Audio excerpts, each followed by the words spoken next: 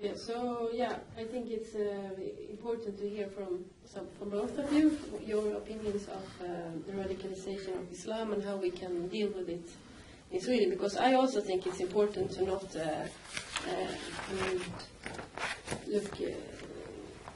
to not offend. I mean, all the Muslims, all the Islam. You have to difference between the extreme parts and the more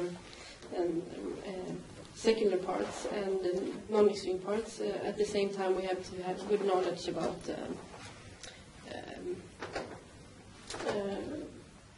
the radicalization that you talked about and the deceptions.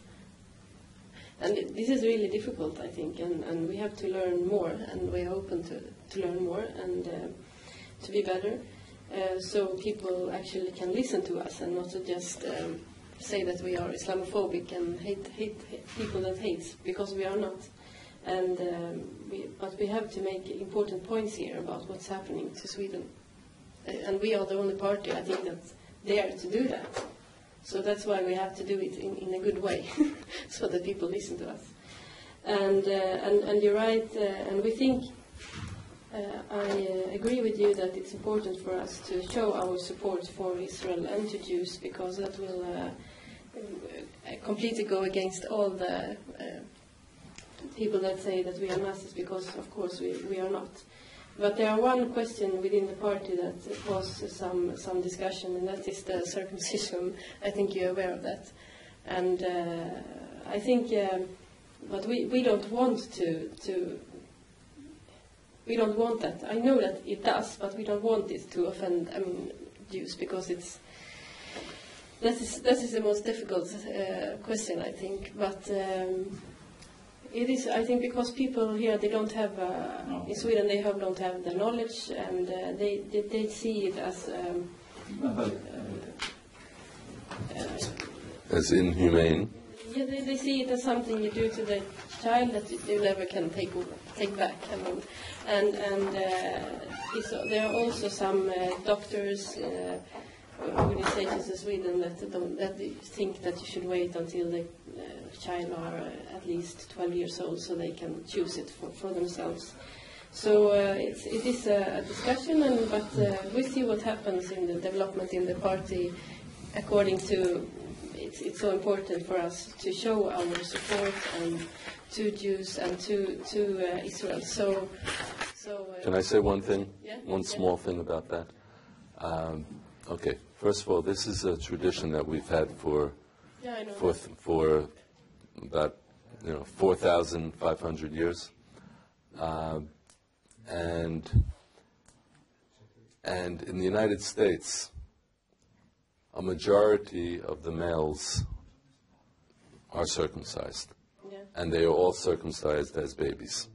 Yeah. It's done in the hospital, 1, 2, 3, and as we know, pain is a lot easier to bear when you are a young child than it is as an adult. And the truth is, the way that we do it, the traditional way, it's a 1, 2, 3 thing. There's a little bit of crying for about 10 seconds, and then it's done, and the baby is fine after that. It's not something that that should trouble people terribly. That's just putting aside the religious aspect. Because of the religious aspect, I say, absolutely, it's something that cannot be banned. But medical reasons as well. In the United States, doctors will tell you that that in terms of diseases, this also protects against certain diseases. It's not so clear-cut when it comes to medical issues. But in terms of religious issues and in terms of the Swedish Democrats, which is what I was talking about, it would be seen as a red light in the Jewish world if the Swedish Democrats were to come out strongly against circumcision. To defend Muslims too. Well, It will defend Muslims too. Yeah. So, but otherwise, I think, I think it's important to continue the discussion. We can continue Sure, the discussion. continue the dialogue, absolutely. And we are open for dialogue about this. And I would even be happy to introduce you to a mohel. That is the kind. It is a profession in Israel of the person who actually does circumcision, and you could find out more about what it actually is in the Jewish tradition. But what's important for you to know is that we honestly really want to have a good relationship with you and with Israel, and we think it's really wrong how the political debate is going on in Sweden. But then we also have to find a way how to promote and find a political line in Sweden that we think is working, and I'm trying to learn more and more to get more facts about Israel that I cannot get in Sweden.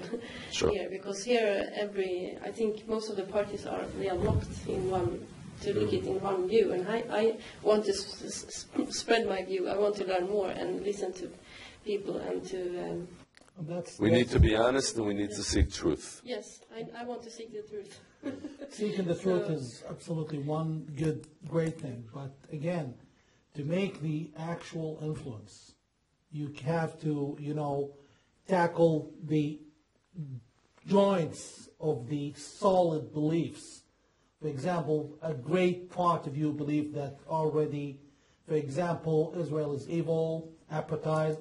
You cannot just jump in and say Israel is the best country in the world and be accepted easily. And so you have to tackle the points. For example, here, what about this and what about that and how about that? And send someone from your party studying the livelihoods of the Palestinians in Judea and Samaria and come back with statistics that, for example, so % work in Israeli factories. And then you ask, where is the apartheid? I think knowledge is the strongest weapon you might have at the moment in both radical Islam, Israel, and the Palestinian cause. So what do you as a Palestine, what's your opinion when, what do you think people in the West Bank now that, in Sweden we get the impression that it's so important, it's really, really important for them to have this part of, make the West Bank as a Palestinian independent state. And do the people there, do they feel more do they have more confidence in Abbas or in the Israeli state that gives them industry to work on? I mean, among the people, because we only hear, we mostly have contact with Sweden. I think have mostly contact with officials. The officials, yes. The people who are getting paid, like the ambassador here, living lavishly in Stockholm and drinking fancy wine at the expense of your tax money and the Palestinians' money. Those are the people you talk to. In short, last summer I was in Israel and I went through all major Palestinian cities, every single one of them. Ramallah, Tulkarem, Nablus, Bethlehem, and I was asking people if they would rather prefer Abbas or Israel. Half of them didn't answer because they're too afraid to answer. And those who answered, most of them, I can assure you, said they would rather for Israel to come back. With words like, God damn, Allah damn the day we had the Palestinian Authority. The Palestinian Authority is a terrorist organization, a bully, a corrupt organization. They live lavishly. For example, when I was in Bethlehem, I rented an apartment, flat, in a fancy building where all the Palestinian officials had their own apartments. And you look downstairs and you see those cars, cars the King of Sweden cannot afford. And you know exactly what's happening. Most people now, to be honest with you, regret basically this whole Palestinian issue. Do they love Israel? No. Do they wish to see Israel getting destroyed? Absolutely. But in reality, they would rather have Israel back. And they say it openly because they've had enough. That's the point. So I wish there would be a survey or a poll of what the Palestinians think. I've done one, by the way. I've done one about the Palestinians in Jordan, and it came out so radical in outcome to the point where my editor told me, we believe you, we know you have the evidence. It showed the Palestinians, they want to return to the so-called right of return. And she couldn't publish it because it was too radical, even though the evidence was there. So it would be worth it for someone, even from the Swedish government, to research it. The problem with that is that it would have to be done very carefully, and there would have to be so many assurances that they would not be killed for giving their opinion. Yeah. You know, there was an Arab from the neighboring community where we live in Shiloh, and so he used to work in Shiloh all the time. Okay, I call him Ahmed to protect his privacy and safety. He used to come to Shiloh every day to work, and one day he just stopped coming, and didn't see him for weeks. After about a month, he suddenly appears. He has a bandage around his head. He has little bandages all over his face, and he picked up his shirt and showed me all over his body where he had been beaten black and blue. He told me, I was taken in by the Palestinian Authority. I was in jail for the past month. They told me that I will never get out, and they will continue torturing me until I stop working with the Jews. Mm-hmm. You told us this. And this is a quote. So I finally agreed, and I told them I will never work with the Jews again, and they let me out. They stopped torturing me, and they released me from jail. Mm. I'm sure that his case is multiplied by the thousands, by other Arabs, whether they're Muslims or Christians or anything else. They are living under siege by their government, which is Hamas and Fatah. And there's also Islamic Jihad. So what are those individuals to do? If no other options are presented to them, and they are forced by all of the nations of the world, all of the governments of the world are forcing them to accept these terrorists as a leadership. Yes, I know they voted for them, but I don't know on the inside, whatever Jimmy Carter may have said, I don't know to what extent their elections were free and fair. If they were free and fair, then Israel has a very serious enemy that is living within its borders. But if they weren't free and fair, and these people only want to live their lives in peace, whether Israel is sovereign or whether anyone else is sovereign, then I think that a real injustice is being done to those individuals by forcing them to live under the Palestinian Authority. I mean, I think we're out of time, but let's just do quick revision. They were telling me stuff. With the Israel, it's cheaper to call Stockholm from Israel, or 20 years ago from Bethlehem, which was under Israel, cheaper to call from there to Stockholm than from Stockholm to there. Israelis have very good economic system. Okay, now when the Palestinian Authority came, what did they do?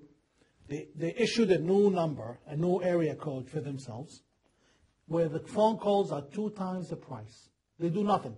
When you make a phone call, it still goes to an Israeli phone company, but in the middle, there's the Palestinian Authority charging double the price. The cars, your Skoda in Israel is in the range of a Skoda, like a small Volvo, okay, in the range of $15,000 US. In Israel, that's the price. In the Palestinian Authority, suddenly, for some unknown reason, when they started, they put the Palestinian license plate, and they charge double the price. So how can they possibly enjoy all all of this. Anyways, and to conclude in 20 seconds, I definitely think it's very important that at one point your research people at the party examine the conditions of the Christian Palestinians in Israel versus Christian Palestinians in Jordan. Christian Palestinians in Jordan are discriminated against by the king, not allowed, not a single Christian Palestinian official in a country of 7 million where there are 180,000 Christian Palestinians, not a single one of them holds any government job. And they have a restriction of building their churches, while the non-Palestinian Christians, for example, the Catholic Palestinians, the Catholic Bedouins, they're allowed to build anywhere, and they live under complete religious discrimination apartheid. While in Israel, they can go anywhere they want and build the way they want and celebrate they want.